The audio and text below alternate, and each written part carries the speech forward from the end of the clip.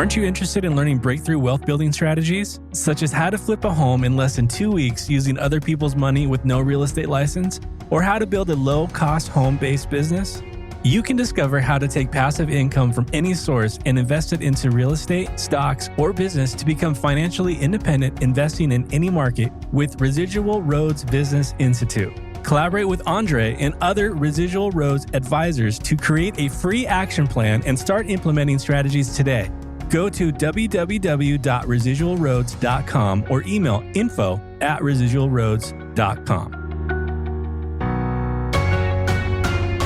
Welcome to the Investing Uncensored podcast. You've been searching for different ways to become financially independent or generate passive income to live out your life's purpose as you've seen others do it, but need insight on how. Well, get excited because here you'll discover the tips and resources to fulfill that need. Andre Stewart has spent more than a decade successfully making it happen for himself and others. This is the Investing Uncensored podcast.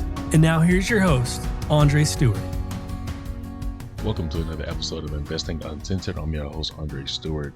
And today I want to just dive deeper into what's going on in the economy and what's going on with Silicon Valley Bank and all these other banks and the bank runs that are taking place. If you guys can remember, maybe like 5 months ago, or maybe even a year ago, I said that the next economic collapse is going to be worse because of social media. And that's kind of what's taking place because the bank run on Silicon Valley Bank, it was a solid bank. There was nothing wrong with what Silicon Valley Bank did. So as you guys know by now, that they had a $1.8 billion loss that they were going to take once they sold those assets, which in the grand scheme of things is really not a big deal. I mean, they had 15 billion in assets. They had 175 billion in deposits. So in essence, they had a surplus of assets. So they could have easily sold those assets and been able to take care of the depositors. But in this case, because they took a $1 billion loss, people were saying that the bank was insolvent because they obviously didn't have the liquid assets available. So they decided to sell some assets to be able to pay for the deposits that were leaving. So the deposits that were leaving, the people were just having to spend more money within their businesses, which makes sense because inflation's higher. So they were burned. It's called a burn rate. Every business or even people, you have a burn rate, and it's based on how much money you have in your account. So just say you have $2,000 in your account and your expenses are $400, then you can kind of do the math on what your burn rate is going to be, because by the time you run out of $2,000, based on the $400 that you're spending every month, that's your burn rate. And that's kind of like your runway. So the bank's business clients were just spending most of the money that they had, and the bank didn't have that many deposits available because they invested them in assets. And you know what? As a business, everyone does this. You have money that's in your bank account and you take that money and you choose to invest it into the stock market. And if something happens, you need more cash, you have to sell your stocks to be able to put more money back into your account. That's in essence what the bank did. Whether it's good or bad, that's what they did. And so they were technically insolvent, as some would say, but they had the assets to be able to sell and put the money back into the account if they needed it. They just couldn't do it in enough time. And so that's what happened with the banks collapsing. But the reason this was so bad, and I'm sure you guys know this by now, it was because people went to Twitter and started tweeting about getting your money out of the bank. And if you guys remember a year ago, I said this collapse is going to be so much worse because back in the day, information would only spread through the newspaper or people watching the news. And so you have to be a specific type of person to do either of those. But majority of the people are on social media, whether it be Twitter, Instagram, YouTube, you're looking at something. So the news is going to hit you. In this particular case, VC firms told their clients to get their money out of the bank. And that's what made this collapse happen so much faster than it did in 2008 or 2000. And anytime we've had a collapse previously in history, it took a little bit longer. And that's why you see this collapse happening so fast. I believe 5 banks have already closed. In the last podcast I did, and you guys know, like I said, when I put my podcast out there, generally pretty late because I have to get them edited or whatnot. But I just mentioned Silvergate Bank as the bank that had collapsed, because at that time I saw Silvergate Bank collapse that Monday. And then I saw something about, Greg Becker, who was the CEO of SVB. He tweeted on Wednesday night, and I saw that too. I didn't think a big deal.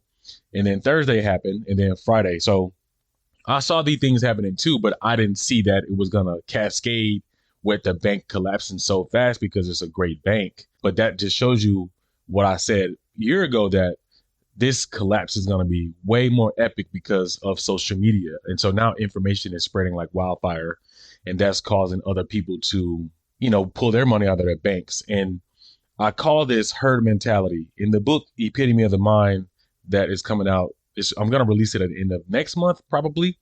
I talk about people doing what other people are doing, and it's called a herd mentality. And that mentality comes from social media. If you see 100 people doing something, then obviously that 100 people are doing something right. And so that is what people's perception is. So because someone said something and 100 people, or maybe even 50 or 40 people did it, that made it be like, oh my God, this is right. In all actuality, it was not right. The bank could have took a hit of $1.8 billion in a loss because they obviously had the assets to be able to cover it. But when you have people saying, go get your money out of the bank is collapsing, the bank is insolvent. Yeah, this was why you have what we have right now. But the damage is already done and it's here. And again, I talk about this in the book as well. I don't hate social media, but I do hate what social media has done to the world. And I think we're starting to see the effects of that. But I'm also hearing people on social media complain about what the federal government has done they want to say it's a bailout. They say, oh, it's a bailout. It's not really a bailout. Like, they had assets. So you sell the assets, and the assets that were bought with the people who brought the money to the bank. So they're essentially just selling the assets to pay the people back. It's their money. So people are upset that the bank is bailing out these banks because these banks are people that have money, or they're billionaires, or they're businesses. And they're like, oh, well, they're bailing out the corporate America again. Yeah, they're bailing out corporate America again. But I don't think people are understanding that the reason why the federal government is doing this is because if these corporations collapse, it's going to cascade into the economy with people losing their job. So people are so focused on the negative or whatever they perceive as the bad part of these, government bailing out the bank. But if the government didn't bail out the bank, then you know how many people that are on payroll? Like, so for instance, SVB, 8,700 people are going to lose their jobs. And if you look at the clients of SVB, 97% of those clients were businesses. So think about that. If people don't want to buy those assets, and some banks are now starting to buy the assets from the bank, if they don't want to take on some of those debt facilities that people use to make payroll, look at all the people that are going to lose their jobs. So people are so focused on, the negative things, they're not really looking at what the effect is going to be if the bank then step in and decide to backstop whatever assets that the banks have. So the only thing that the bank is, or the Federal Reserve is doing, if you have assets, and again, it's a form of quantitative easing, which people are having an issue with. It's like, it's going to create more inflation, people are saying. But in essence, what's happening is if you have a house and say you have a business and you got a loan from a bank, what the Federal Reserve is doing is basically backstopping. If you have an asset, they're going to basically take that asset, liquidate it to cover your loss. So, I mean, is it really a bad thing if this particular company that they're doing this for, or bank they're doing it for, houses maybe, let's say, 3,000 companies? So it seems like people would rather the bank fail and let those 3,000 companies go out of business. And who knows how many employees that those 3,000 people or businesses have. So it's just like, don't look at what they're doing. And this goes back to people understanding economics. These people are trying to save the global economy. It ain't the fact that they're trying to save the bank. They're trying to save the underlying cause so that we don't have a systemic issue into the economy, because the economy is already bad. So if you let a bank fail that had 4,000 business clients and they each had, let's say they had 3,000 or 4,000 employees, or even 500 employees. That's still a lot of employees. So you do the math on that. So imagine how bad that would be for the economy. So, there's so many different narratives are going around about what the government is doing, or the Fed is doing, but they're not looking at the greater picture of, if they didn't do that, what would happen. So not only would we have a bank collapse. We would have high unemployment. We would basically be like 1929. So we would have food lines. We would have all these different things. And so I don't think you guys should listen to what they're saying in the media and just take it for what they're saying. Like I said, don't have the herd mentality. If you here's what someone's saying, form your own opinion. Take the extra step to do your own due diligence, and we won't have these kind of things. Obviously, the economy was already doing bad because of high inflation and high interest rates. But now, because of that bank run, that just went to, it could have stayed at one bank. It could have actually never even happened. This was a great company for 40 years. So we know they could have weathered the storm because they had over maybe 30 billion in assets over what they had in deposits. So had this not happened, we wouldn't have this cascading effect into other banks. The banking crisis was inevitable because we have a lot of debt, but banks also have more cash now than they ever had before. But if they went out there and took that money like SVB did and bought mortgage-backed securities or treasuries like they were told, then we could have had this. It could have been a little bit further out, but it could have been further out when the Fed was going to start dropping rates. So then their assets that they bought could have increased in value. So the loss could have been weathered by all of these banks. But now, since it happened, I don't want to say premature, technically it was, but since it happened and now we have this cascading effect in other banks, there's a lot going, man. Like on my last podcast, I talked about the fact that some of the lenders that I'm using are drying up. Signature Bank was connected to one of the lenders that I use, and now Signature Bank is closed. So that's going to be another lender that's falling down. So that's going to affect other businesses and investors or people who have their own businesses. So like, in essence, what the bank did with investing people's money, when you have a business and you have excess capital, you try to invest that capital in order for the money to grow. So your business continue to grow. So anybody that's thinking, oh, well, you shouldn't be doing that as a business, you should leave all the money in the account or whatever.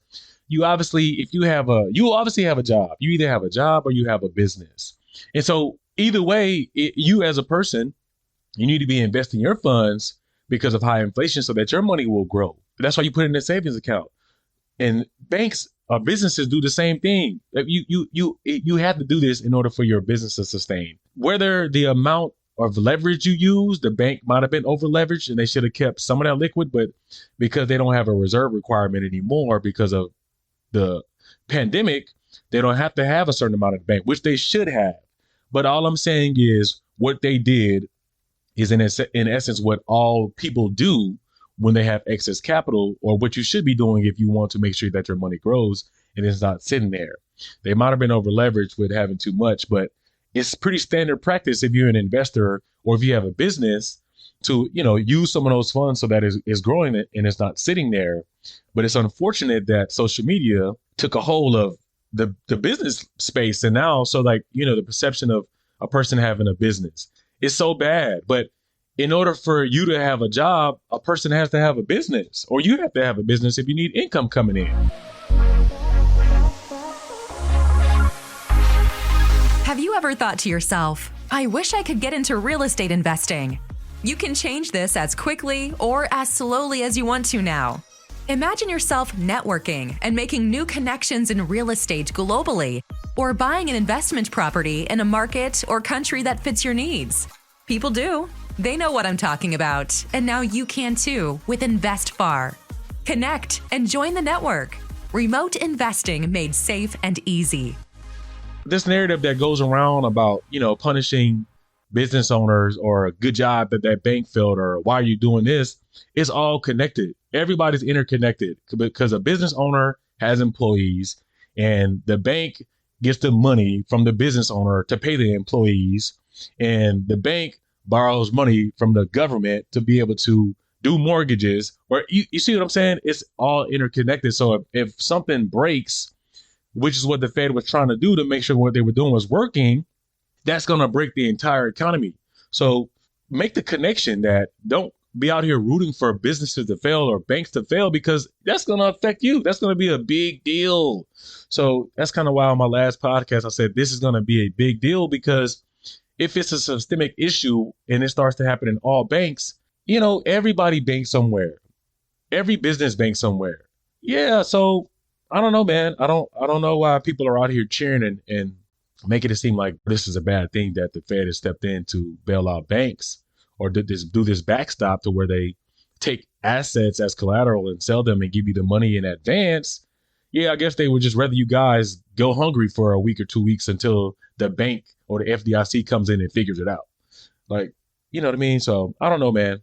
Don't listen to the narrative, man. And don't do what people are doing. Don't have the herd mentality and just go with the 100 people. Because the 100 people, 9 times out of 10, based on what we got going on with social media, they might not be right. They're just going to base it off of what Susie said on TikTok.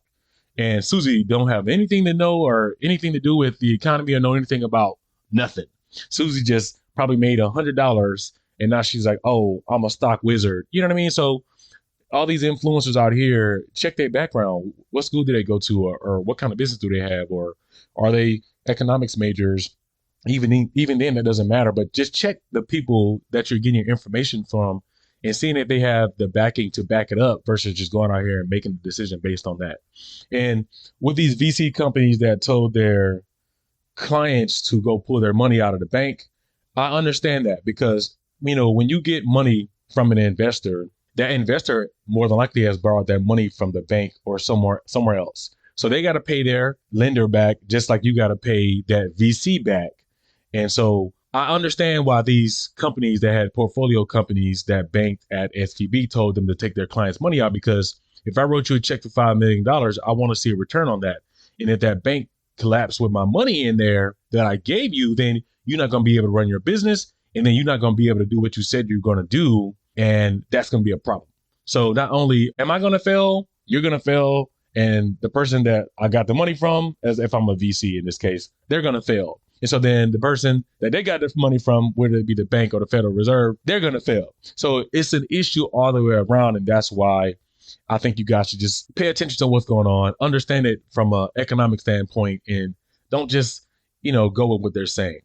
So, I mean, if you're following the news, then you know Credit Suisse is on its way out, but Credit Suisse has been on its way out for about 6 months. And a lot of these things I've seen, and I just haven't mentioned it because, like I said, the economy has been doing bad for a while, but it was just chugging along. And so Credit Suisse is already on the brink. And if you guys don't know, that's kind of like a Fannie Mae and Freddie type of situation, to where if that goes, then it's going to be a really bad issue for the economy. So pay very close attention to that one. And all of them are bad, but pay attention to that one because that's tied to credit. Obviously, we have a lot of debt and people are over leveraged on their credit. And another thing I want to point out is that I told you guys this as well. Walmart stores are closing. I think they've already closed. I think it might have been up to 20 stores so far since I mentioned it to you guys. And I said a good indication is Walmart stores closing, because at that time, the CEO came out and said he's going to have to start closing Walmart stores because people were stealing and the stores are underperforming. And I said, if Walmart stores start to close because people are stealing from discount stores, that is a big indication that the economy is very, very bad. And you can see with Walmart closing stores, with this bank collapsing, with 5 banks collapsing this week. And I know, like I said, myself, 4 lenders that have all gone out of business. That is very, very telling, man. So you know what? I'm not a doom and gloom type of person. I'm just telling facts, and you can take it how you want to take it. But, if you go back and you listen to some of my podcasts and you cross-reference it with the economy and you cross-reference it with what other people are saying, I'm not really doom and gloom, and I'm just telling what the statistics are. So it's up to you to do your own due diligence and figure out if what I'm saying is correct so you can be prepared. But I'm not out here trying to scare people. I just want to give people facts, and then they can go and make their own moves on how they see fit for themselves, right? You got to take care of your own personal economy. And so I'm just here to try to give you guys or educate you guys on what I'm seeing, how it's affected me, how it's affected other people that I know who have businesses, and what that looks like for you long term. So guys, if you're looking at what's going on, I mean, you see the stock market dropping, and the last time this happened in 2008, it was falling like, 500, 600 points a day. Right now, this is a different environment because, we didn't have Robinhoods. We didn't have all these Ameritrades where you can trade, or regular people can trade from their phones. So it's really tricky to know what to invest in right now because there's some good buying opportunities. For instance, First Republic Bank, that's a really good bank. They have really no issues, but because of what's going on with the banking sector, people are taking a run on that stock. that's going to be a great performing stock. So you could buy it. It's almost 60% off. You know what I mean? So looking at all these other things, even like oil and gas, today is the March 15th. Gas is under, or it's at like $70. And we know oil and gas is getting hit. There's an energy crisis. So, I don't know if I would be hopping in right now because the market is so volatile, but I'd be paying attention to some things that you can hop into, finding buying opportunities. I would try to let this settle out. I mean, they're going to talk about raising rates, or we're going to know if they're going to raise rates next week. If they do 0.25, which they probably will instead of 0.5, because they want to maintain what they said. If the Federal Reserve comes out next week and they don't do a rate hike, be prepared for some calamity in the overall economy, because people are going to lose 100% confidence because they keep saying we have high inflation. And if they say we're going to stay the course, we're not going to drop rates. If they don't do that, then people are going to lose all confidence because they're going to know something's wrong. So that's when I would probably wait to start buying. I would probably wait about 2 weeks out after they come out and say what they're going to say. Just, take notice of, if you can watch that meeting, or at least what Powell says, pay attention to what he says, because they have to raise rates. They have to continue to do it, even if it's at 0.25, just because of the fact that we still have high inflation. So I think he's just stuck between a rock and a hard place with a banking system that looks like it's collapsing because of social media, because people are saying these banks are not good, which is not the case. But he has to fight against that. And then in addition to that, and I'm saying these banks could not be good. They could all have one of them bought mortgage-backed securities or these bad treasuries for 10 years. And now with the raising rates, it's affected those assets. Nonetheless, you know what? Who knows that? No one knows that, except unless someone goes out on social media and posts the bank's information, then boom, it goes like that. But anyway, with them having high inflation, they have to keep doing this, because what we don't want them to do is start doing quantitative easing, because if they start putting money back into the system, then we're going to have hyperinflation. So I would much rather us have deflation and dropping prices, and then we have some people that are struggling, because if we go into hyperinflation, it's going to be the same thing. It'll be the collapse will be similar, but the money that we have won't be able to purchase things like it is right now, but it'll be out of control. So we'll have both, rather than having some of the parts of the economy that are in deflation and is hurting, but at least the prices will be coming down, and at least our money will still be able to buy certain things. But both of them are bad, either way it goes. So I'd much rather them try to figure out how to, bring inflation down versus the overall market having hyperinflation, because then we'd be like Venezuela or Zimbabwe or something like that. But if assets are lower, we can at least get other countries to potentially buy in, or we might have people that have money that can still stimulate the economy, things like that. But if we go the opposite way, then the value of our money would be worthless, and then we'd have a really sticky situation. So I guess you can kind of decide on which one you think would be better. Deflation, where prices are coming down, our money's turning around and it's worth a little bit more, or would you have hyperinflation where the cost of everything is through the roof and your money doesn't even matter? So, guys, I just wanted to hop on here and give you my outlook on what I think is going on with the social media situation, with what's going on with the banking crisis, and just in general. Pay attention to what you got going on and not what people are saying. And the Epitome of the Mind, the book comes out next month. I think it's going to be a great book. It has nothing to do with real estate. I talk about the economy. I talk about how you guys can generate revenue with what's going on right now. I also talk about financial literacy, because I think that's a big issue, because if people had more education on finances, what's taking place right now would have not taken place to the level of what it did. You can't control what corporate greed does, what they're trying to do with the money that they get from us, but we can at least limit our exposure to what they do with corporate greed and the banking system. So guys, be on the lookout for the book and limit your time on social media. Like I always say that, man, spend more time educating yourself on the economy, the global economy, how to invest, and how to diversify your situation, so you're not one of those people that has their money tied up in the bank for a week or 2 weeks, or maybe not getting the money back at all. So until next time, guys, take care. Aren't you ready to start a business or grow your real estate investing portfolio? If you answered yes, allow Andre and the expert advisors at the Residual Roads Business Institute to fast track and put you on a path to full-time investing. The greatest transfer of wealth in our lifetime is occurring over the next few years, and you can take advantage if you know what to look for. In order to be successful at real estate investing, you need to learn how to leverage your current resources to generate quick money, big money, and retirement money. Let Residual Roads advisors craft a plan to get you through these phases using little or no money in 6 months or less. Don't wait for a job. Create one for yourself and others. Go to residualroads.com for mentorship, and for our free course, go to residualroads.thinkific.com.